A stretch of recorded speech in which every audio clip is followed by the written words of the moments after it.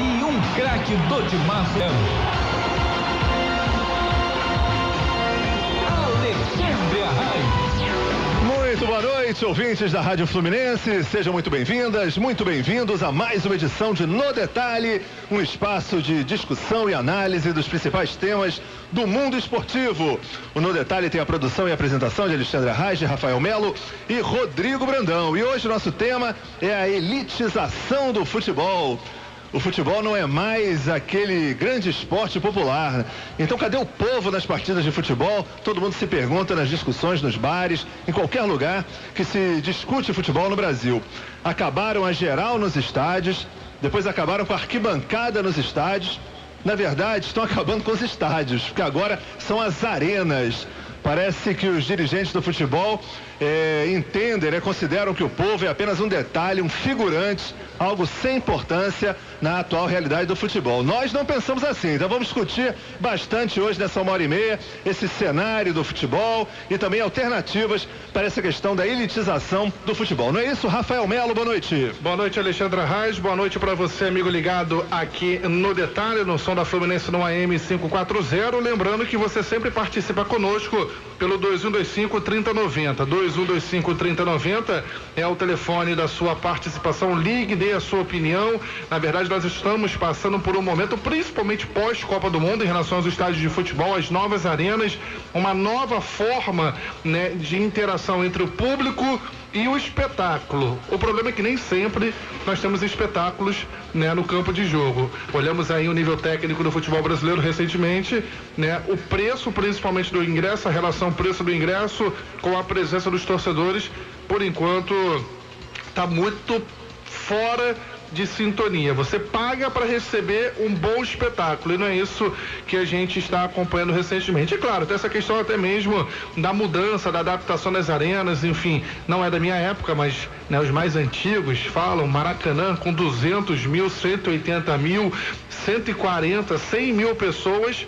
E hoje, quando o estádio, o Maracanã como referência aqui para o futebol do Rio de Janeiro, bate 40 mil, 50 mil, nós já estamos felizes, contentes e alegres demais. Então a média de público do futebol brasileiro realmente tem caído a cada dia e o problema não é só essa queda, a questão é a arquibancada, o torcedor de arquibancada, ele efetivamente está deixando de existir, é o preço, hoje em dia o público é um público diferenciado daquele que realmente formou e criou a cultura do futebol. Enfim, nós vamos falar muito sobre este cenário que vive o futebol brasileiro das arquibancadas e consequentemente também tudo que impacta até mesmo na questão do desempenho dos atletas no campo de jogo, já que a arquibancada também é um fator que influencia demais, a saída dos geraldinos também aqui no Maracanã, até que ponto o fim dessa cultura, desse espaço que era tão democrático, impacta ou impactou na formação de um novo perfil de um público no futebol aqui do Rio de Janeiro e, claro,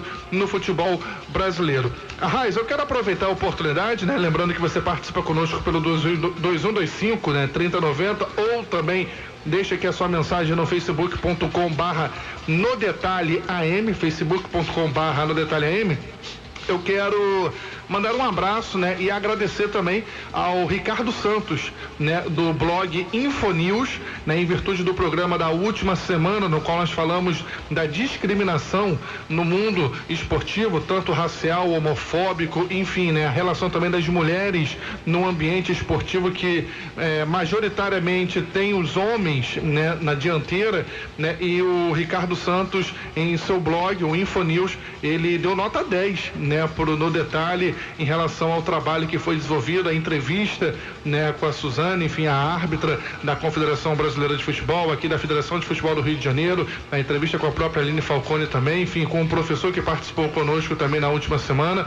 Então, obrigado, Ricardo, e tenha certeza a todos os ouvintes, e internautas que acompanham No Detalhe. Fazemos aqui esse quadro com o maior carinho, com o maior respeito, o maior comprometimento possível, e estamos muito satisfeitos com os resultados que nós estamos obtendo ao longo desses 2 meses já, né? Praticamente aí no ar com o No Detalhe. É isso aí, Rafa. Valeu pro Ricardo, muito obrigado. São poucos os blogs, né, dedicados ao rádio, que dão espaço, valorizam, principalmente saindo às vezes daquela dicotomia das duas principais audiências do rádio. Então é muito legal o trabalho do Ricardo, né? Parabéns para ele e parabéns pra gente, que conseguiu essa nota 10. Para ajudar a pensar esse programa de hoje, Rafa, nós teremos 2 convidados. Um é o Pedro Asbeg. O Pedro Asbeg, ele é cineasta, ele já fez vários documentários, inclusive falando sobre futebol, um sobre o Rondinelli, o Deus da Raça, zagueiro do Flamengo, um também sobre a democracia corintiana, e ele fez um recente, um dos últimos trabalhos dele, foi sobre a Geral do Maracanã, né? Um documentário chamado Geraldinos. Ele ainda está no circuito de festivais, ainda não entrou em cartaz, mas ele retrata justamente os 10 últimos jogos com geral do Maracanã. Então vai ser realmente uma ótima conversa com o Pedro, para a gente entender como é que foi esse registro, que tipo de personagens ele retratou. E também vamos conversar com o Marcos Alvito, que é professor universitário da UF, enfim, uma pessoa que se dedica à temática do futebol, entende muito da elitização do futebol, já que ele acompanhou e fez um livro, inclusive A Rainha das Chuteiras, em que ele trata da questão da elitização do futebol na Inglaterra. Então vamos conversar com ele, vamos tentar traçar paralelos, o que está acontecendo no Brasil, que já aconteceu na Inglaterra, enfim, vamos conversar bastante nessa 1h30 de detalhes. Rafael Melo.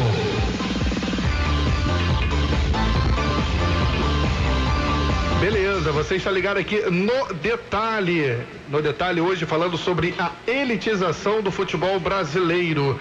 E eu quero começar este bloco, né, falando um pouco sobre uma impressão que eu, Rafael, estou tendo dos estádios de futebol aqui no Brasil, aqui no Rio de Janeiro.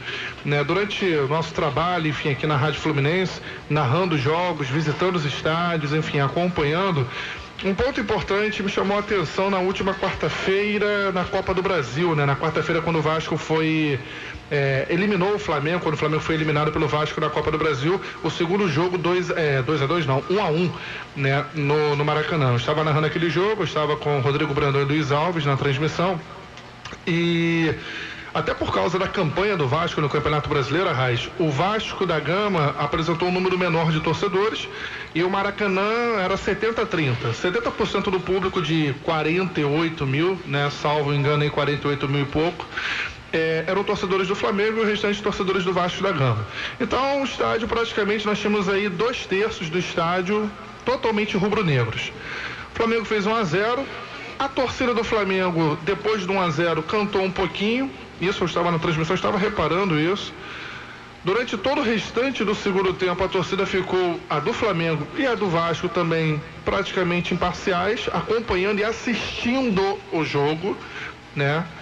Veio o segundo tempo, tivemos nos primeiros 15 minutos até aí uma motivação, os torcedores do Flamengo começaram a cantar, os torcedores do Vasco, eles começaram a cantar também, houve um choque ali, aí bacana, legal, e parou, acabou.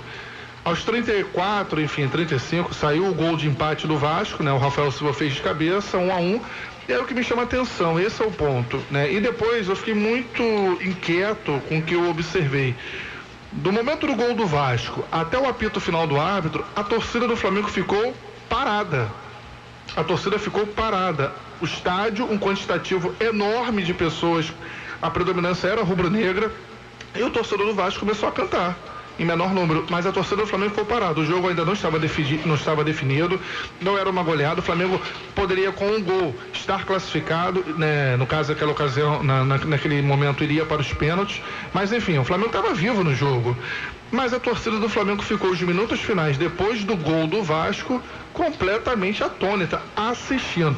Eu acho que eu estou trazendo esse debate, né? Essa impressão, na verdade, que eu percebi, né, que eu tive durante a transmissão, porque eu estou percebendo que o número, na verdade, o torcedor mudou.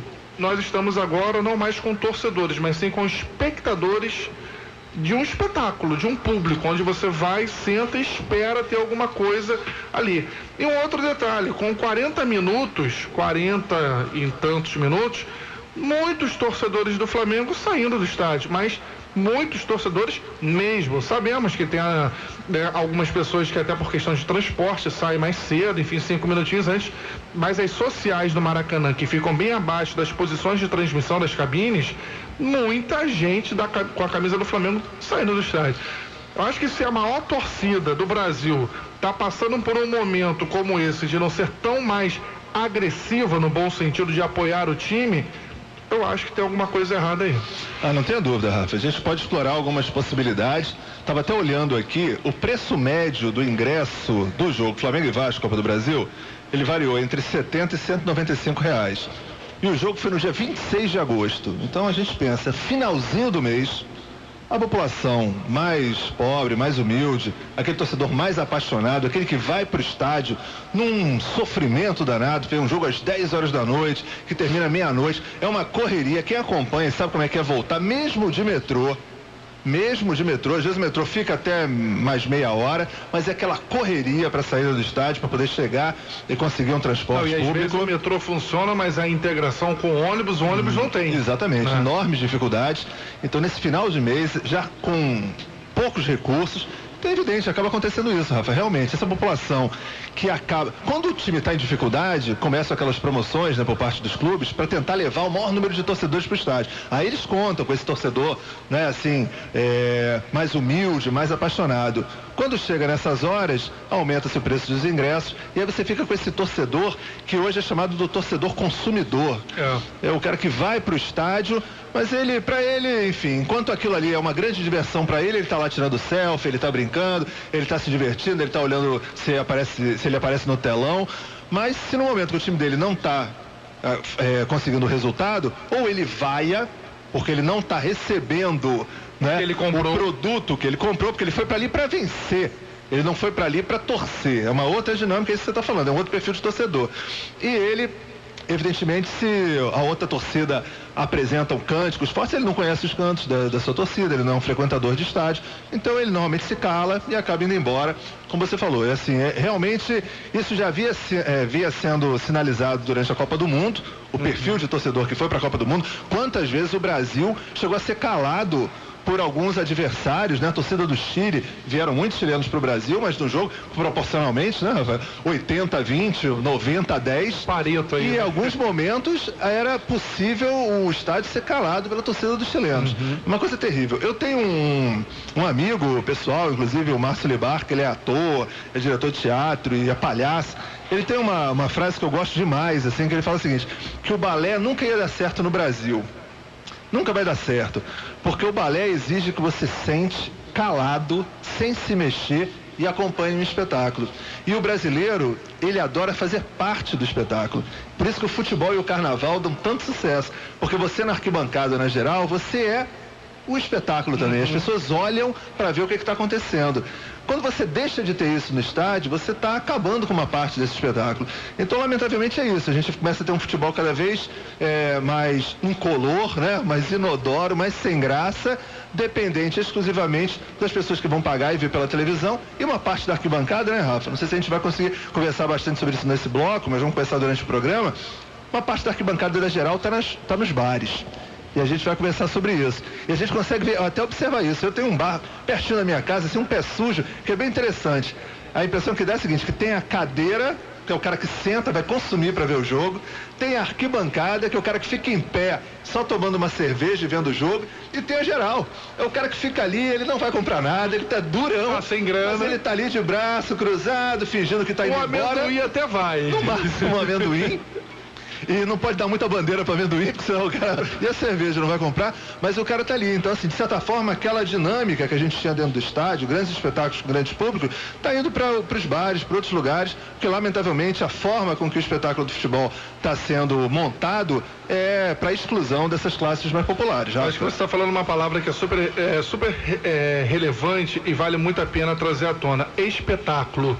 Que aí tem um outro parênteses aí que a gente gostaria de fazer. O cara tá pagando R$196 para ver o quê? É aquele cidadão que ele vai no estádio na primeira vez, ele até apoia a primeira ida, enfim. Mas no segundo momento, se o espetáculo não for bom, se o time dele não estiver rendendo, ele não vai pagar R$196. E você trouxe à tona aqui um outro detalhe. A data, final do mês. O salário mínimo hoje no Brasil está R$ 788. Tem uma pesquisa realizada há pouco tempo atrás, né, por alguns órgãos. O torcedor brasileiro que ganha um salário mínimo hoje, ele precisa de 11 horas de trabalho para poder bancar a ida dele ao estádio. Isso desconsiderando o transporte, desconsiderando ingresso, né? É o ticket dele, é o ticket de acesso. Sinceramente, mesmo que esse jogo aconteça domingo, 4 horas da tarde, não dá para o cara comprometer uma parte da renda dele. Nós estamos passando por um momento, o Brasil passa por um momento onde nós tivemos um recuo do consumo da família, né? Hoje nós estamos aí com uma faixa, comparando com o ano passado, de 8,8% de consumo a menor. Hoje, por exemplo, saiu uma pesquisa. Na verdade, isso é uma informação que nós estamos com a indústria, inclusive a indústria de alimentos, que geralmente é a última a ser atingida por uma crise, porque a alimentação todos nós precisamos, né? Então entrou também num processo de retração. Então, o futebol, se aumenta-se o preço, a renda é baixa, hoje, a crise é um fato. Esse público, claro, ele vai ficar muito diferenciado. O que eu percebo hoje é que nós estamos passando por uma crise, não só financeira, trazendo para o mundo do futebol, nós estamos passando por uma crise de identidade também nas arquibancadas. Nós não sabemos qual o tipo de público que nós hoje vamos ter dentro do estádio de futebol. Você acredita que, por exemplo, que o Vasco da Gama, na campanha que vive hoje no Campeonato Brasileiro, vai conseguir encher o Maracanã? Sinceramente não. O Flamengo, tudo bem, a torcida de massa, mas esse é o detalhe. O cara que tem um ticket médio, que paga até o sócio torcedor R$40 por mês, ele vai comprar porque ele tem uma certa facilidade, mas ele tem disponibilidade para bancar um programa sócio torcedor. Ponto. Coisa diferente do cidadão da massa, realmente do rubro-negro, do flamenguista, daquela pessoa que era o Geraldino. Ele não tem condição, não possui. Eu me lembro, quando fiz o meu segundo grau, eu fiz ali no Maracanã. Era comum, sábado à tarde, quando eu era liberado da aula, faltava aula, saía para assistir um jogo do Flamengo, enfim, dos clubes do Rio de Janeiro no Maracanã. Peguei Flamengo Laria, Fluminense, na época era Fluminense e o time de Bacaxá não era Boa Vista, não, era Bacaxá, se não me engano, Barreira de Bacaxá. Peguei Vasco e Itaperuna jogando, pagando R$2 para ir para geral. R$2 para ir para geral. Hoje, a geral é o ingresso mais caro do Maracanã, porque o Maracanã está totalmente setorizado, né? Não tenho dúvida, Rafa. E muita gente aí das nossas gerações, assim, acompanhou jogos de times adversários, porque era barato o ingresso. Então o cara, já era torcedor do Flamengo, mas tinha um jogo do Fluminense contra um Corinthians, às vezes ia. Não, ia pela diversão. É evidente, era um valor muito baixo, valia a pena. R$2, você entrava, entendeu? Hoje em dia não, hoje em dia você não tem condições, porque se você botar na ponta do lápis um ingresso que custa R$70, né, você indo, mais o transporte, põe aí R$6,80 pegando os R$3,40 da ida e da volta, né? Mais um negocinho lá que você come, um salgadinho, alguma coisa. Dentro do Maracanã, dentro dos estádios de futebol, você já percebe, né? Há uma inflação em cima da alimentação. Quer dizer, fica totalmente desproporcional. O que a gente está querendo trazer aqui para o amigo ouvinte, até para que ele possa entender, não estamos dizendo que é errado elitizar ou não, mas é que isso está impactando até mesmo na forma dos clubes jogarem.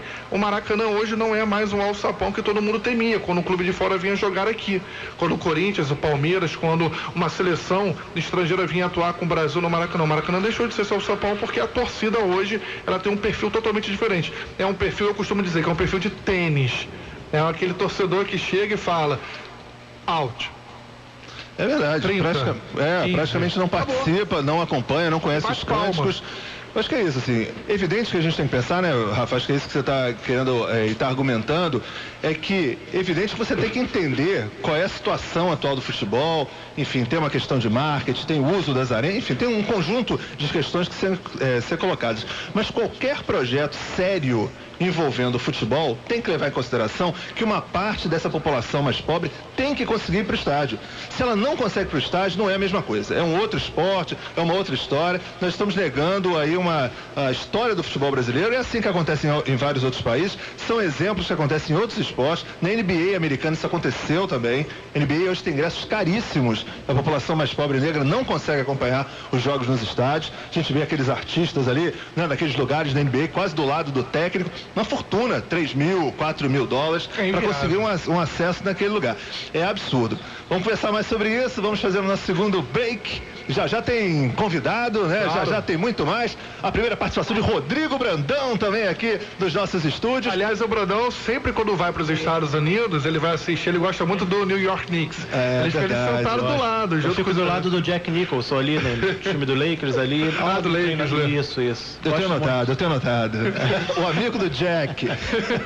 Vamos ao intervalo comercial, já a gente volta no detalhe aqui na Jornada Esportiva da Flu AM 540, a primeira do Dial. Alexandre Arraes. Estamos de volta com No Detalhe, discutindo hoje a elitização do futebol, por que a população mais pobre não tem mais espaço nessas novas arenas, nesses estádios, e sem dúvida nenhuma um tema que a gente abordou no início do programa, o final da geral, o final das arquibancadas e o impacto que isso tem hoje no espetáculo de futebol, né? Como uma parte da população brasileira não tem mais acesso aos estádios. Para ajudar a gente a discutir esse tema, temos na linha o cineasta Pedro Asbeg. O Pedro é documentarista, enfim, autor de vários filmes e documentários sobre futebol. E recentemente, um de seus últimos produtos, um dos seus últimos lançamentos é o filme Geraldinos, que trata justamente sobre essa realidade, como é que era a geral do Maracanã, pelo menos os últimos momentos da geral do Maracanã, antes da sua desativação. Muito boa noite, Pedro. Boa noite, Alexandre. Boa noite a todos os ouvintes. Muito obrigado pela participação. Pedro, conta pra gente um pouco como é que surgiu a ideia do filme Geraldinos e como é que foi esse processo de registro que vocês fizeram dos últimos jogos da geral do Maracanã, Pedro. Pois é, o filme começou incrivelmente por acaso em 2005, quando eu vi a notícia no jornal de que a geral ia acabar. Falei com um amigo meu que acabou sendo então também co-diretor do filme, Renato Martins, e a gente comentou que, apesar dos nossos anos e anos de arquibancada, nenhum dos dois tinha ido à geral até aquele dia. A gente resolveu ir, fomos a um Flamengo e Friburguense tenebroso, sábado de tarde, chuvoso, 300 pessoas, e foi uma experiência incrível. A gente saiu de lá completamente apaixonado pelo ambiente ali da geral e percebeu que aquilo precisava ser registrado. Filmamos então os últimos 10 jogos da geral e a ideia era fazer um filme logo em seguida. Acabou que por várias razões isso não aconteceu e aos poucos, conforme o tempo foi passando, a gente foi entendendo que aquilo que a gente tinha registrado estava muito maior, a gente tinha mais força, porque aquele material e a geral em si, eles tinham uma outra representação, eles não falavam mais só sobre aqueles torcedores ali, estavam representando tudo que estava acontecendo com o Maracanã, tudo que estava acontecendo com o futebol e inclusive de alguma maneira o que está acontecendo até hoje com a cidade, né? Então o fim da geral passou a ser uma metáfora para vários outros finais que a gente está vendo aí dentro da cidade, está vivendo isso com muita tristeza muitas vezes. E aí foi isso, a gente então em 2013 retomou o filme, começou a encontrar alguns dos geraldinos com quem a gente tinha conversado em 2005 e também entrevistamos pessoas que pudessem falar a respeito daquele processo que estava sendo vivido por conta da mais recente obra do Maracanã. Então falamos com Lúcio de Castro, Marcelo Freixo, Luiz Antônio Simas, Romário. Foi um processo muito interessante e o filme foi lançado no início desse ano, justamente numa data triste, uma efeméride muito triste, que são 10 anos do fim da geral. Mas de alguma maneira tem aí um registro não só daquele período, daqueles torcedores, mas também do que aconteceu nesses últimos 10 anos com o Maracanã, né? Maravilha, Pedro. Deixa eu te perguntar uma coisa. O filme agora está no circuito de festivais, né? Ele ainda não entrou em cartaz. Certamente vai criar uma grande expectativa, quem gosta de futebol, para acompanhar quando o filme entrar em cartaz. Mas nesse período agora que está nos festivais, como é que você tem visto a reação do público? Quando olha e vê que a geral acabou, é uma sensação de de decepção, de uma certa revolta, saudade, uma sensação de, poxa, alguma coisa tem que ser feita para evitar essa elitização. Qual tem sido o retorno das pessoas que acompanham seu filme, Pedro? O processo de elitização do futebol, infelizmente, ele é universal, né? Eu estou agora em São Paulo, fui ontem ao Itaquerão, fui no domingo ao antigo Parque Antártica, atual Allianz Arena, e é muito triste, e tem gente que sofre vendo o filme da mesma maneira que a gente sofreu fazendo e vendo tudo aquilo, mesmo sem ter pisado na geral do Maracanã.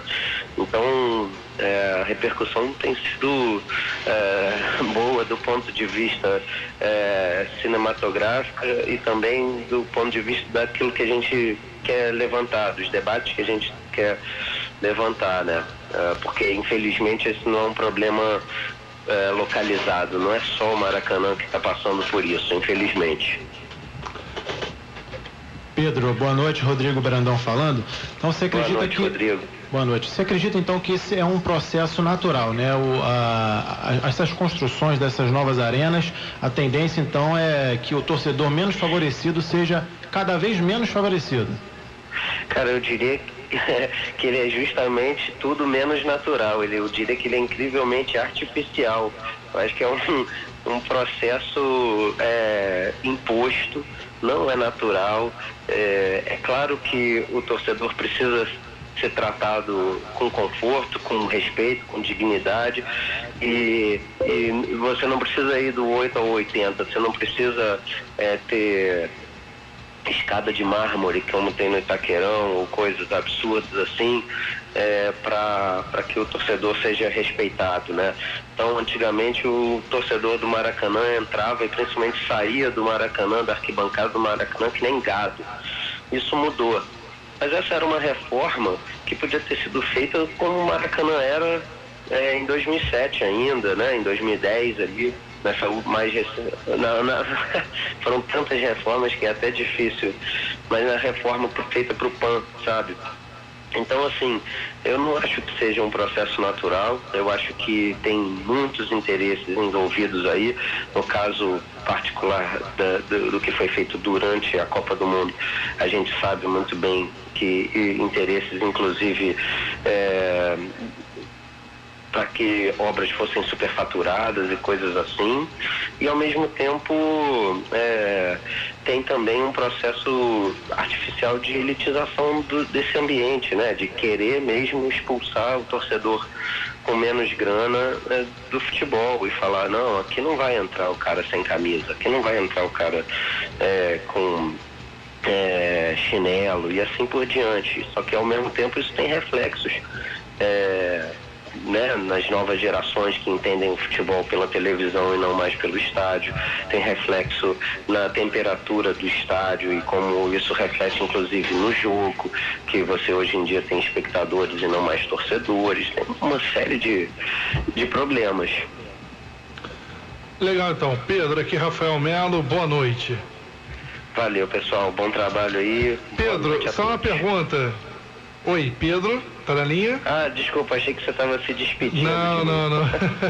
Não, rapaz, não podemos, perder a oportunidade de conversar com você, né? Até porque Geraldinos aí, com certeza, quando entrar no circuito, enfim, tomara aí, vamos assistir. Por favor, deixa aqui o convite também para que a gente possa participar, enfim, informe a gente.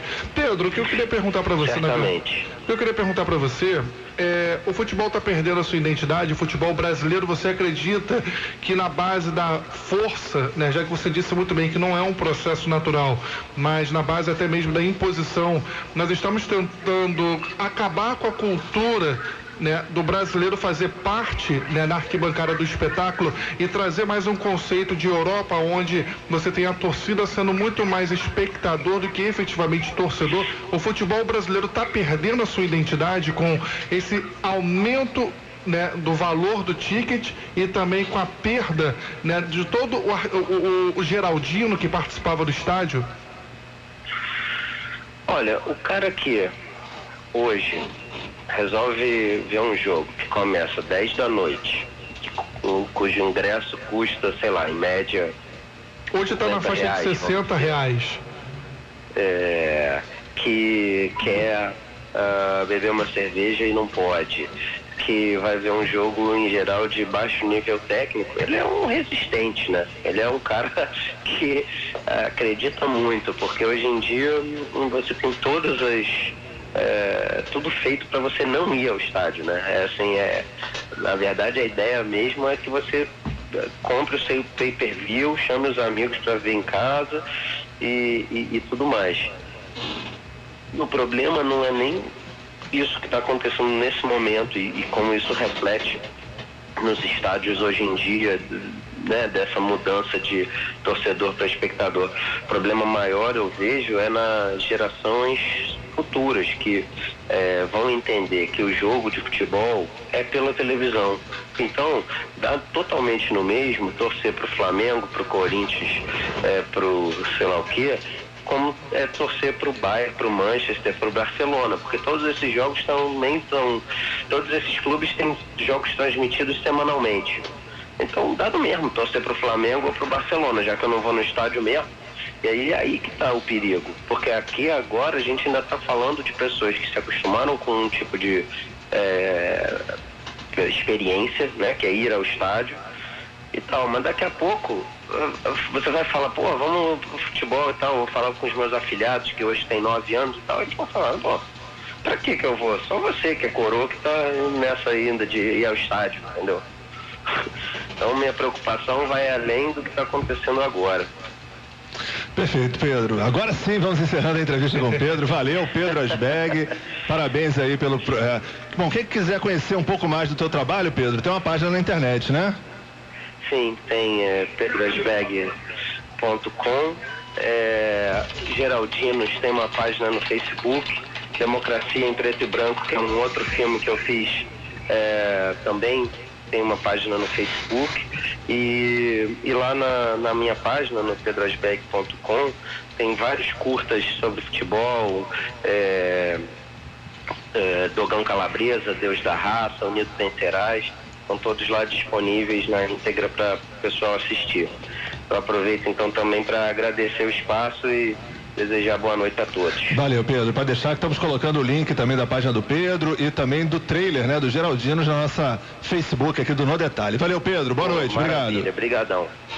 Valeu, esse foi o Pedro Asbeg que fez esse documentário sobre a Geral. Eu também tive a oportunidade de chegar a assistir jogo na Geral. Rodrigo Brandão, que está aqui do nosso lado. Viu o jogo na Geral, Rodrigo? Já vi muito jogo de Geral, né? de campeonato carioca, enfim. A Geral é o único lugar que você consegue acompanhar o lateral direito, né? Desde a defesa até o ataque. E você atravessava todo o campo acompanhando, né? A jogada, era uma emoção. Verdade. Bons tempos. Já assisti também, como o Cláudio, né, participou, Cláudio Neves participou, jogos em Bariri, jogos em Conselheiro Galvão, e realmente eram outros tempos, né? Enfim, uma pena que isso a gente não possa acompanhar mais, mas enfim, processo que não é natural, né? Como o próprio Pedro falou, infelizmente temos que seguir essa linha aí, dessa nova linha, né, Rafa? Só tem um detalhe antes do intervalo, uma coisa que eu sinto muita falta, que eu cheguei a pegar, preliminar. É um absurdo. Eu não sei, esse argumento de que o gramado tem que ser poupado e não permite, isso é um absurdo, assim. Você tem que... Imagina, as pessoas chegavam... O jogo era 5 horas, que é outra questão. Futebol no Rio de Janeiro sempre foi 5 da tarde. Agora é 4. Essa questão de 4 horas é uma dinâmica por conta de São Paulo e horário de televisão. Também outro aspecto artificial. Como também o horário das 11 horas não está rodando aqui no Rio, porque condições óbvias. Evidentemente. Claro. Mas as pessoas podiam chegar 2 e pouco, né, no Maracanã, curtiam a preliminar, já iam reconhecendo os jogadores da base, já iam se identificando. Era uma outra história. Vamos conversar mais sobre isso, esse processo da elitização. Daqui a pouco tem mais convidado, mais papo aqui no Detalhe. Essa é a jornada esportiva da Flo M540, a primeira do Dial. Rodrigo Brandão. Estamos de volta, galera, no Detalhe, mais esse espaço aqui dentro da jornada esportiva da Fluminense em 540. E falamos hoje do tema elitização no futebol. Tivemos aí a presença do Pedro Asbeg, né, no bloco anterior. Que entrevista bacana, mais uma boa entrevista que nos abre a mente, né, para esse tema de hoje, que infelizmente vai se tornando uma realidade cada vez mais verdadeira, né? Porque eu até ouvia você, Rafa, no caminho para cá, dos tempos outrora de que a gente conseguia assistir jogos por R$2, né? No próprio Maracanã mesmo, jogos de times grandes mesmo do Rio de Janeiro aqui. Eu lembro de uma época que a gente juntava notas fiscais, cara. É verdade. Juntava notas fiscais no outro governo aí e trocava por ingresso, né? De arquibancada mesmo. Existia, é verdade, esse incentivo. E não existe muito tempo, não. Podia voltar isso, hein? Inclusive, eu quero um estímulo para o recolhimento de impostos por parte de uma parte, né, do comércio, da indústria, porque não fazem isso, né? Então, enfim, é mais uma boa lembrança que a gente tem do passado. O Pedro, ele falou coisas bem interessantes, né? Eu gostaria de destacar essa questão realmente do processo de elitização não ser algo natural. E o outro ponto é essa questão da geração, né? Nós estamos... A entrada dos clubes europeus no ambiente brasileiro, ele é muito grande. Hoje você tem jogos do Barcelona, do Manchester, do Bayern, sendo transmitidos aí adoidado. Enquanto que jogos dos clubes brasileiros, você até percebe que há uma monopolização entre Corinthians e Flamengo, né? Na TV aberta, vamos botar assim, né? Se a gente fizer uma pesquisa, né? Possivelmente você não vê jogos do Santos, do Palmeiras em grande quantidade. Isso também acaba prejudicando demais até a formação da cultura de um novo torcedor que quer se identificar com algum time, caso a família não tenha nenhuma preferência ou algo do gênero. Deixa eu aproveitar aqui também, já está disponível no facebook.com/nodetalheam o link, tá, do site do Pedro Asberg, né, justamente falando também sobre o filme dele, Geraldinas, enfim, toda a obra, todo o trabalho desenvolvido pelo nosso convidado. E também mandar um abraço especial ao Zé Amaro de Rocha Miranda, o Zé Amaro de Rocha Miranda, que ligou agora há pouco, participou através do 2125-3090 e tá falando realmente a qualidade, preço versus qualidade, né? Não vale quantidade, o que vale é a qualidade. Hoje você tem um aumento do preço, a qualidade é extremamente duvidosa do espetáculo, enquanto que no passado você tinha um preço muito mais baixo, muito mais acessível e a qualidade era muito melhor. Então esse descompasso, essa discrepância existente entre um preço maior e a qualidade, o retorno realmente impacta diretamente na presença do torcedor no estádio. E o Zé também mandando um abraço para o seu filho Mário Pierre, que joga no Sub-20 do Madureira. Pois é, eu acho que uma das contradições é isso, os dirigentes atuais não valorizando esse público, né, que possa encher os estádios. Mas quando são eventos importantes, como Copa do Mundo, eles também não querem lugar vazio. Aí começa a distribuir, né? Assim, isso acontece diversas vezes, né? Você não quer aquele espaço, né, vazio, até porque muitas vezes o espaço diretamente oposto aonde estão as câmeras de televisão, em geral são espaços nobres de camarote, muitas vezes são os ingressos mais caros. E muitas vezes, não, a grande maioria das vezes está vazio. Então, a pressão que dá quando você vê o jogo pela televisão é que não tem ninguém no estádio, mesmo que, eventualmente, atrás dos gols, que são os ingressos mais populares, tenha bastante público. Então, aquele aspecto de vazio no estádio cria um impacto já negativo. Então, às vezes, começa uma questão também artificial de distribuição de ingressos e coisas assim. Então, eu me pergunto, se é isso, se a ideia é você tem que preencher aquilo ali, por que não fazer um ingresso barato? O teatro faz isso, não tem ingressos populares no domingo, valor de R$1. Porque não faz parceria com a escola, a possibilidade de levar essas crianças para estádio. Imagina a alegria dessa molecada de ver um jogo no Maracanã, o que é o espetáculo que não vai acontecer. Isso, lamentavelmente, é uma lógica que eu acho, e a gente chegou a conversar isso em outros detalhes, é pensar a bilheteria do estádio como um dos principais faturamentos. Exatamente. Isso eu acho que é um erro brutal. Não é assim? Incrível isso, né? O Sidorf, quando veio jogar no Botafogo, ele uma vez foi questionado, né? Sidorf, que ele reclamou da torcida do Botafogo, teve uma época que ele reclamou, poxa, o Engenhão não enche. E uma vez perguntaram, Sidorf, não enche porque tem uma série de fatores. Ele foi perguntado qual a sua opinião sobre isso. Eu acho muito estranho, porque na Europa o time pode estar ruim, pode estar bem, a lotação está lá acima dos 60%, 70% quando o cara é mandante. E aqui não, aqui a gente tem aí estádios como o Engenhão, que tem média de público na faixa de 3, 4, 8 mil pessoas e ponto, né? Um detalhe interessante com relação a essa questão de o torcedor no estádio também, vocês estavam falando da questão do público, né, da promoção, do ingresso. Eu acho que o que falta é também a questão do incentivo, né, para todas as camadas sociais. Eu tenho uma teoria, eu estava agora até analisando esse tema. O estádio de futebol, ele enche de baixo para cima, a arena. O que acontece? Primeiro lote geralmente é o lote mais barato. Vamos colocar à venda os primeiros, né, todos os ingressos, mas a promoção é em cima daquele ingresso mais barato. O ingresso mais barato, ele não é vendido para a pessoa que tem menos recursos financeiros. Ele é colocado à venda de qualquer maneira. Então, um cara que tem renda, inclusive para comprar um ingresso mais caro, ele compra o ingresso mais barato. Ponto, ele também quer economizar. E aí o que acaba acontecendo?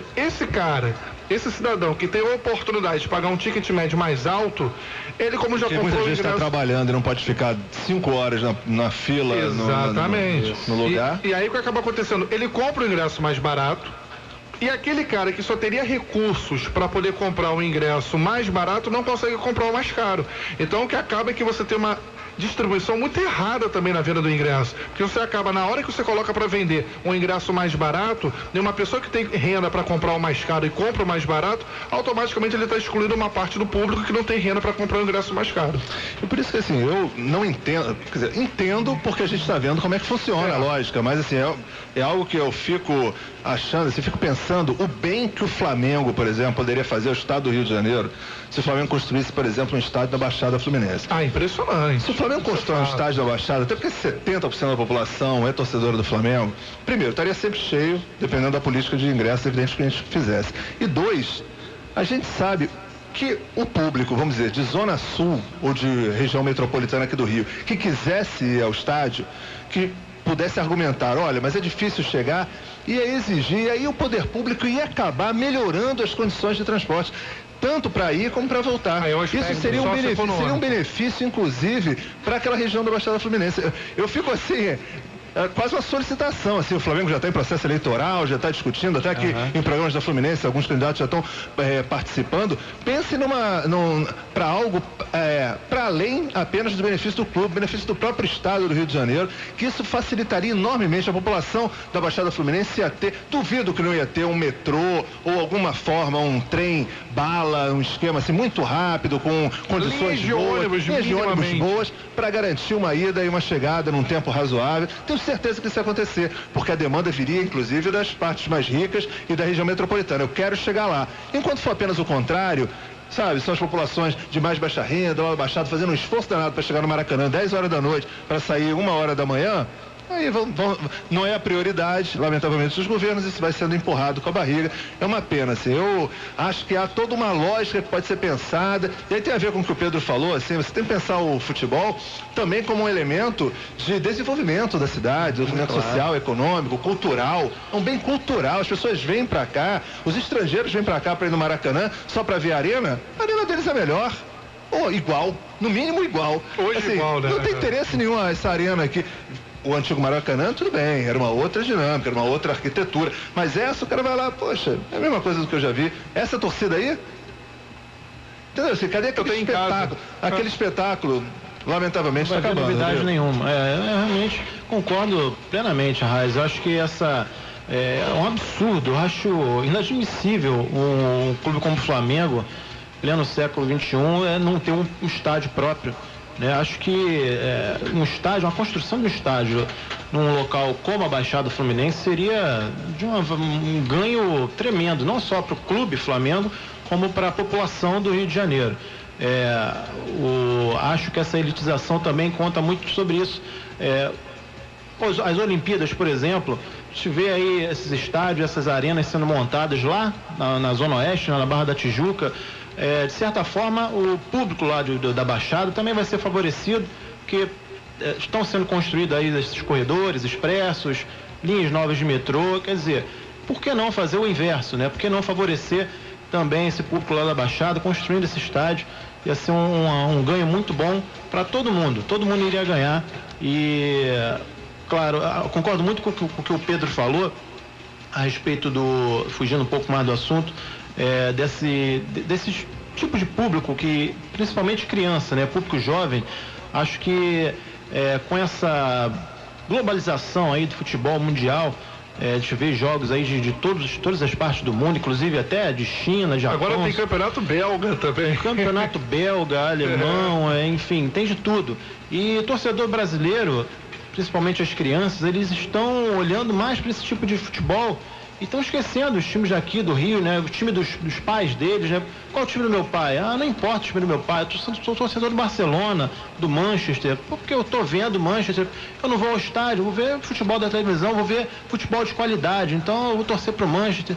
Hoje, infelizmente, é isso que a gente está vendo e é uma coisa que me preocupa muito, né? Assim como o Pedro falou, que preocupa muito a ele, preocupa a mim também, porque a gente vai vendo a paixão nacional sumindo cada vez mais, né? Fica mais restrito a esse público da antiga que é apaixonado por futebol e esse sentimento não vai passar. Felizmente, o público infantil vai vendo um outro tipo de futebol e é muito perigoso isso, né? Porque o futebol vai acabando aqui no Brasil de uma maneira muito trágica. Bem, antes do nosso intervalo, só um detalhe, o Arraes estava sinalizando essa questão de construir um estádio na Baixada, enfim, sair efetivamente do centro Zona Sul, né? Hoje os estádios de futebol no Rio de Janeiro, né? Nós temos Maracanã, né? Que recebe os grandes públicos, Maracanã, Engenhão e São Januário, são 3 estádios, né? E o Engenhão, ele é um exemplo de como um estádio de futebol ou a iniciativa, né, de levar o esporte para uma região diferente do eixo Maracanã-São Januário pode causar um resultado positivo, né? Tudo bem que o Engenhão ele foi construído, né, visando os Jogos Pan-Americanos, mas por força dos Jogos Pan-Americanos e depois por força do Engenhão ser o segundo estádio no Rio de Janeiro e receber jogos de relevância, a Supervia, por exemplo, a concessionária de trens, os ônibus, eles tiveram que fazer uma adequação para poder atender aquele público que sai da Zona Sul, pega o trem e vai até o Engenhão, até porque o Engenhão não tem uma facilidade para você chegar de metrô. Então, ou você chega de trem, ou você chega de ônibus. O trem, ele infinitamente, ele é mais rápido. Então, como que só o fato, dentro da própria cidade, da geografia da cidade do Rio de Janeiro, se levou um pouco mais para a Zona Norte, como o governo, como a iniciativa pública teve que se mexer para atender uma demanda de público que vai querer acompanhar o jogo naquele estádio. Se nós efetivamente formos levar tivermos que levar estádios para outras regiões da cidade, do estado, principalmente nesse eixo Grande Rio, São Gonçalo, Baixada Fluminense, consequentemente vai ter uma melhoria social nesses lugares. Maravilha, Rafa. Agora um break comercial, já voltamos, tem mais entrevistado, mais discussão sobre a elitização no futebol aqui no Detalhe, na Jornada Esportiva da Fluminense. Rafael Melo. Beleza, então, você está ligado aqui no Detalhe, no som da Fluminense, no AM 540, lembrando que você também acompanha o No Detalhe através da internet no www.ofluminense.com.br. Você liga e participa conosco também pelo 2125-3090, 2125-3090. Ligue, dê sua opinião, sua participação e também deixa sua mensagem no nosso Facebook, na nossa página no Facebook, facebook.com/No Detalhe AM. Arraes, só para trazer aqui como informação a média dos clubes agora no Campeonato Brasileiro. Corinthians é o líder, tem 31.171 torcedores, média de pagantes, tá? Com ticket médio de R$61. O Palmeiras é o segundo colocado com pouco mais de 30 mil, com ticket médio de R$71. O Flamengo é o terceiro com 25.102 torcedores pagantes e uma média de público, uma média, né, no ticket médio aí de R$41.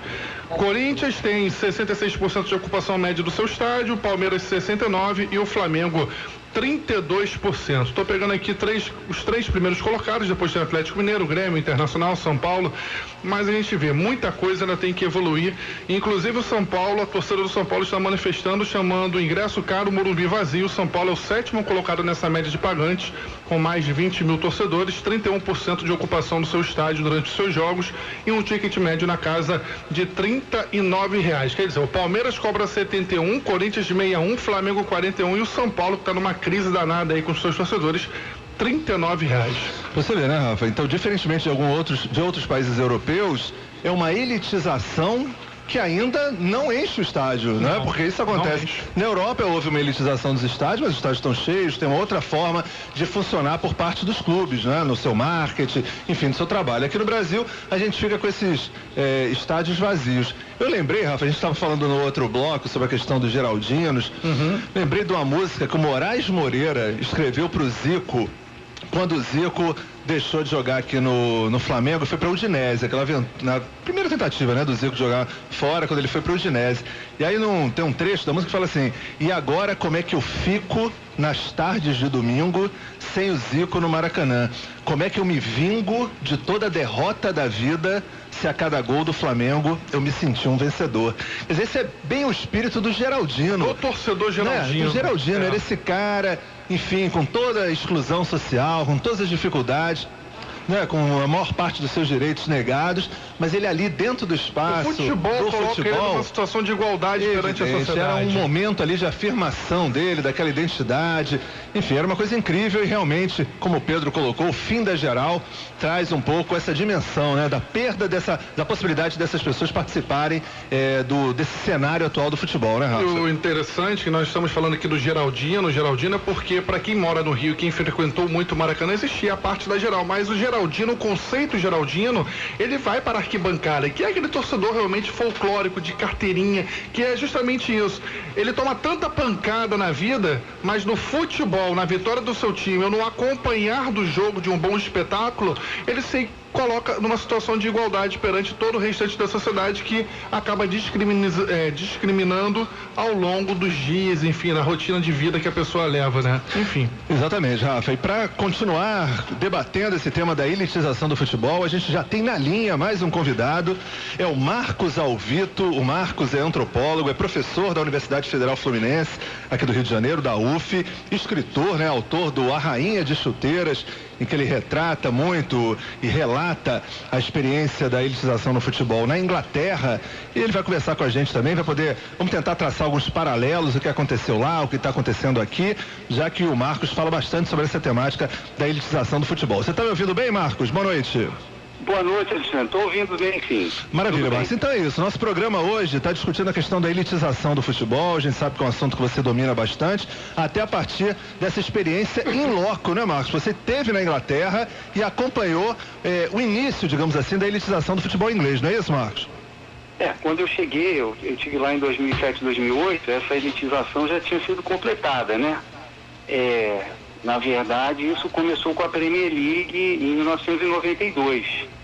A Premier League foi uma proposta totalmente diferente, foi uma liga que se desligou da Football League, que congregava as 4 principais ligas, e ela já foi fundada vendendo os direitos para televisão e com uma proposta de elitização, né? A partir daí, os ingressos chegaram a aumentar 7 vezes em relação ao preço anterior da Premier League, e hoje em dia você tem uma média de idade do torcedor que assiste a um jogo da Premier League é de 43 anos, né? E só a pessoa com um certo poder aquisitivo, já bem estabelecida na vida, que vai poder ver um jogo. Então, é uma plateia de meia idade e de turistas, né? O próprio Alex Ferguson, uma vez ele reclamou, o Manchester estava ganhando de 2-0 e todo mundo calado. Ele falou: vocês acham que vieram ver show? Não tem torcedor, mas não existe mais. Esse estádio virou, falando do estádio do Manchester, ele falou, virou um cemitério. Ninguém grita, ninguém canta, o time está ganhando, eles querem que a gente deixou, porque eles acharam que vieram ao teatro, ao cinema, pagaram ingresso caro, não são torcedores, né? Então esse é o caminho que a Inglaterra trilhou. Mas existem outros caminhos. A Alemanha, que é campeã do mundo, trilhou o caminho oposto. Os torcedores impediram essa elitização. Inclusive na Alemanha você assiste o jogo em pé e pagando o ingresso do ponto de vista da comparação com o poder aquisitivo aqui do Brasil, o ingresso da Alemanha é muito mais barato do que no Brasil. Perfeito, Marcos. Mas qual o paralelo que você consegue fazer entre esse processo de elitização que aconteceu na Inglaterra e o que vem acontecendo no Brasil, assim? Será que depois de algum tempo nós estamos importando um modelo ruim europeu, quando poderíamos estar pensando numa dinâmica, por exemplo, mais próxima do alemão, Marcos? Sem dúvida, sem dúvida. Porque se você parar para pensar, você vai ver que se o Pelé fosse criança hoje, se o Garrincha fosse criança hoje, se o Didi fosse uma criança hoje, o pai deles não poderia levá-los ao Maracanã. Não teria poder aquisitivo para levá-los ao Maracanã, né? Eles até podiam se transformar em jogadores de futebol, mas um jogador de futebol que nunca ia ter entrado no estádio, pelo menos não no grande estádio do Rio de Janeiro, né? Ele poderia ver o futebol só pela televisão. O que acontece hoje é que, como a maior parte dos recursos são provenientes da televisão, dos contratos publicitários. Em alguns clubes a bilheteria ela é 5%, ela é 9%, ela é menos do que é na Europa. Para o Manchester United a bilheteria ainda é extremamente relevante, ele quer ver o estádio cheio, né? E tem gente com poder aquisitivo para pagar o que ele está pedindo, mas aqui a gente não tem.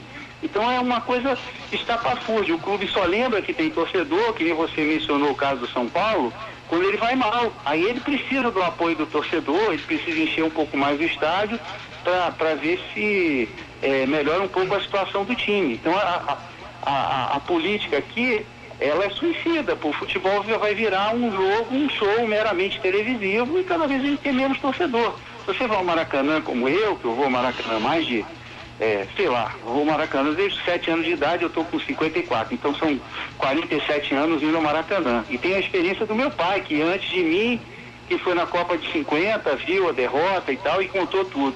O Maracanã mudou tremendamente, né? Você tem até uma questão racial, o Maracanã hoje está branco, né? Você não tem negro no Maracanã, você não tem mulato no Maracanã, você tem 1 ou 2. Você olha para a plateia, né? E você vê o público de teatro municipal no Maracanã, né? E tem gente que não sabe torcer, não sabe se comportar, não tem a cultura de torcedor, quer dizer, isso é um dano para o futebol brasileiro. Essa cultura do torcedor brasileiro, ela faz parte da tradição do nosso futebol. Se você tira isso, você está tirando a alma do nosso futebol, né?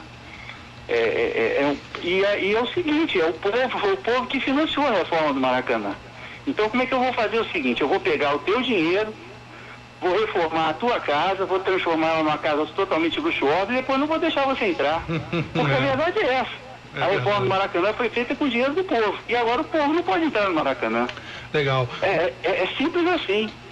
Marcos, boa noite, aqui Rafael Melo falando, tudo bem? Tudo bem. Legal. Marcos, estou observando aqui no seu livro, A Rainha de Chuteiras, você tem um determinado momento, você faz uma relação entre o pub, né, na Inglaterra, e o futebol. E tem um trecho muito legal na página 298 que você cita, falando que o pub na Inglaterra ele acabou se tornando um refúgio daqueles que foram excluídos das arquibancadas, né, aonde as pessoas no pub ela pode beber, ela pode cantar, ela pode comemorar livremente um gol, um chute, um passe errado do seu time. Você acredita que com este processo de elitização que não é natural no futebol brasileiro, este seja, na verdade, o caminho para esse torcedor de arquibancada? Quer dizer, ele não vai mais aos estádios, mas você vai acompanhar as partidas dentro da medida do possível, nos bares no qual ele tem ainda a oportunidade de se expressar de maneira livremente? Ah, querido, sem dúvida é isso que está acontecendo, né? Sendo que no nosso caso também tem uma compra do pacote individual para doméstico, né? Que é o chamado pay-per-view. Uhum. Se você for ver hoje as rendas do Flamengo, né? O pay-per-view, o que a TV paga de direitos ao Flamengo por vender pay-per-view de jogos do Flamengo, é mais do que ela paga de direitos de transmissão na TV aberta. Então isso já pode te dar uma dimensão do mercado que essa venda de direitos para você exibir na sua casa ou para exibir num bar representa, né? E você passa pela cidade, você vê os bares todos, tem o pay-per-view, a maneira de atrair os clientes, mas no caso inglês tem um diferencial, né? Que lá houve proibições muito sérias ao próprio ato de torcer. Aqui houve algumas restrições, algumas limitações, mas lá é muito mais. Você levanta, né, para comemorar o gol, se você ficar 30 segundos a mais, a polícia já está mandando, né, os stewards, depois da polícia, se você não obedecer, já está mandando. Que na verdade, você sentar, né? essa manifestação assim, mais emocionada é praticamente proibida. Às vezes na hora do gol eles tocam a música do time e abafam a torcida, não dá nem para ouvir a torcida cantar, né? Ô Marcos, inclusive essa nomenclatura, você falou stewards, ela está sendo utilizada já no futebol brasileiro, né? As pessoas não falam mais o segurança, enfim, um apoio. No Maracanã, inclusive, as pessoas utilizam esse nome nas costas, né? Quer dizer, está existindo um processo também de você internacionalizar até a nomenclatura da equipe que apoia e trabalha no staff aí, né? Do futebol, né? E chega a ser engraçado, né? Porque só tem um nome, é totalmente diferente, né? O steward de lá, ele é um funcionário que está a serviço do torcedor, né? Então ele é para mostrar ao torcedor onde ele vai sentar, né? É para ajudar o torcedor e, claro, também ele implementa essas proibições. Aqui o que a gente tem? Aqui a gente tem aqueles famosos leões de chácara, né, de braços cruzados, olhando para você de cara feia e com o nome atrás escrito Steward, né? Então é engraçado porque isso mostra que o governo brasileiro sempre teve essa ideia de imitar o modelo inglês, porque ele acha, o modelo inglês acabou com os hooligans, mas hooligan é uma coisa e torcida organizada é outra totalmente diferente, né? O hooligan não faz festa, o hooligan não tem bandeira, o hooligan não faz coreografia, o hooligan não canta samba enredo. O hooligan é um grupo muito pequeno de torcedores que vai só para brigar, né? Isso existe também na torcida organizada, mas é 3%, 5% da torcida organizada. O restante vai para fazer festa. Xinga, ameaça brigar, mas na verdade faz parte da festa. Então a gente tentar, seja o modelo alemão ou o modelo inglês, a gente não pode simplesmente tentar macaquear um modelo. A gente tem que pensar na dinâmica do futebol brasileiro, das características do futebol brasileiro, da nossa maneira de torcer, da nossa maneira de ir ao estádio, de assistir o futebol, né? Quando você aplica um modelo assim, ainda mais um modelo que claramente tem como resultado um processo de elitização, de afastamento do povo do futebol, né? Na Inglaterra, quem desenvolveu o futebol foi a classe operária. A classe operária hoje não pode ir a um estádio de futebol, pelo menos não na primeira divisão. É verdade, Marcos. E uma outra pergunta, você, enfim, tive a oportunidade de ver até no TED, né, uma participação sua, inclusive falando sobre a Associação Nacional de Torcedores. Foi uma iniciativa que surgiu com você e alunos da Universidade da UF. Em que pé está a Associação Nacional dos Torcedores? O que exatamente como é que ela funciona? Enfim, quem quiser saber mais informações, como é que é, Marcos? Ela foi fundada, né, quando a gente teve, depois da notícia do Brasil sediar a Copa do Mundo, e a gente percebeu que ia ser aplicado muito dinheiro na reforma ou na construção de estádios, e que na verdade ia ser um dinheiro gasto para elitização do futebol, né, a gente tentou fazer uma mobilização no sentido de alertar a sociedade brasileira e tentar impedir isso, né?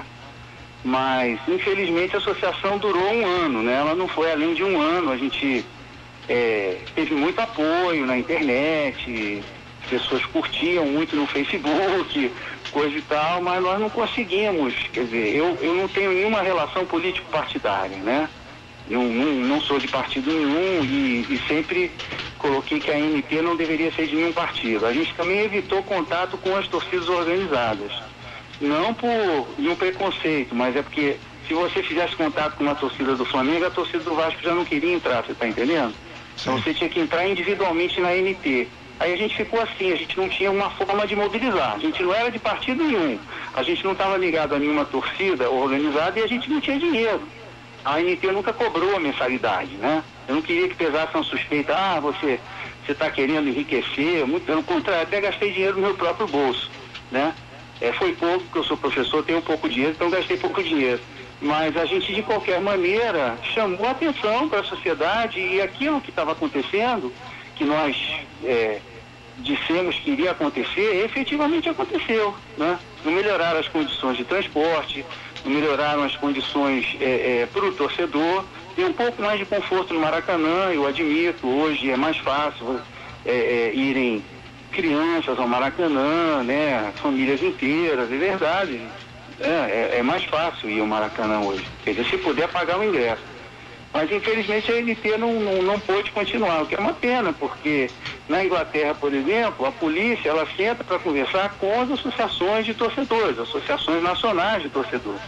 Então ela diz, olha, o meu plano é fazer isso, a Associação Nacional diz, olha, isso aqui está atingindo tal e qual direito, quer dizer, se senta à mesa para conversar.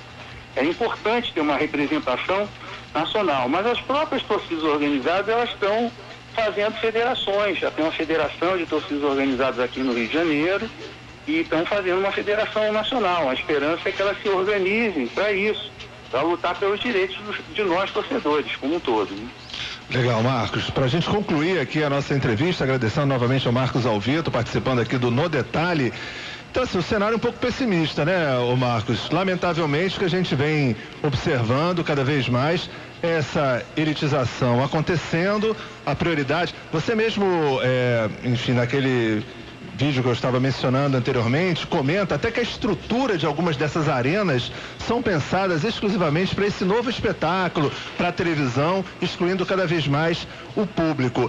Na verdade, nesse momento, cabe algum tipo de denúncia, enfim, alguma parte da imprensa mais crítica fazer essa sinalização, mas ao que parece, nós estamos vivendo um momento assim que o máximo que a gente consegue é tentar algum tipo de resistência, mas está uma situação um pouco complicada, parece que essa elitização do futebol está vindo com muita força, né, Marcos? Eu acho que a gente tem que ter, né, usar a razão para perceber o que está acontecendo de ruim, né, mas também ter esperança, né? O que você tem hoje não é mais um estádio, é um estúdio de futebol. E eu provo isso. Se você sentar nas 15 primeiras fileiras do Maracanã, que deveriam ser lugares filé mignon, porque você está próximo, mais próximo do campo, vendo os jogadores, ouvindo literalmente o barulho deles chutarem a bola, nessas primeiras fileiras você não vê a linha do gol. Elas estão tapadas pela publicidade. O que mostra que o estádio está ali como um estúdio e não como um estádio. Quem está dentro do estádio não importa. O sujeito que está assistindo a televisão tem uma câmera de cima que dribla a placa, quer dizer, aparece a placa, mas aparece a linha do gol. Então o torcedor vira uma espécie de, sei lá, macaco de auditório, que ele está ali para aplaudir, solta, para criar um ambiente, né? As televisões, inclusive na Inglaterra, quando transmite a Premier League, ela aumenta o volume, ela coloca o microfone junto a um grupo de torcedores que ainda persiste, né? E ela aumenta o volume na transmissão. Aí você fica pensando, poxa, mas é um espetáculo, esse estádio, né? Tá cheio de gente, todo mundo vibrando. Você chegar lá, não tem nada disso. Então, meia dúzia, eles aumentam o volume, quer dizer, a gente tem que perceber que o futebol na televisão ele é produzido como se fosse um show. Agora, da mesma forma que isso foi produzido, também pode ser revertido. Eu acho que vai chegar um momento que vão perceber que esse modelo é um modelo absolutamente falido. Agora, ele dá dinheiro para muita gente, né? Ele deu dinheiro para as empreiteiras, a televisão lucra com esse modelo, porque o sujeito que não vai ao estádio compra o pay-per-view, né? E os dirigentes que negociam, né, esses direitos de transmissão, obviamente também para eles. Se entra dinheiro da televisão, então nem aí que não entra dinheiro da bilheteria. A gente tem que se organizar assim para lutar e a gente pode reverter, né? No momento está vindo aquela onda, mas a gente fura a onda e nada para adiante. Maravilha, Marcos. Muito obrigado pela sua participação. Lembrando, Marcos Alvito, professor da UF, antropólogo, autor do livro A Rainha de Chuteiras, um ano de futebol na Inglaterra, da editora Apicuru. A minha versão aqui, 2014, 2014, Apicuri, era da Apicuri, né? Perdão, da editora Apicuri. Minha versão aqui é a primeira edição de 2014. Já tem a segunda edição, Marcos? Olha, eu tive lá na editora, a segunda edição ainda não saiu, mas a primeira já está esgotando.